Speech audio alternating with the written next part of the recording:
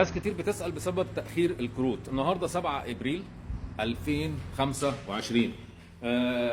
كان في مظاهرات اول امبارح بسبب تأخير الكروت. فبالنسبة للناس اللي بتسأل يعني على تأخير الكروت، التأخير على الناس كلها مش عليك انت لوحدك، فما تقلقش. انت بس المطلوب منك بس ان انت تتابع وان شاء الله خير. ولكن حتى النهارده قالوا ان هم هيعملوا مظاهرة تاريخ النهارده وبكره على إدارة الهجرة، لأن التأخير للناس كلها.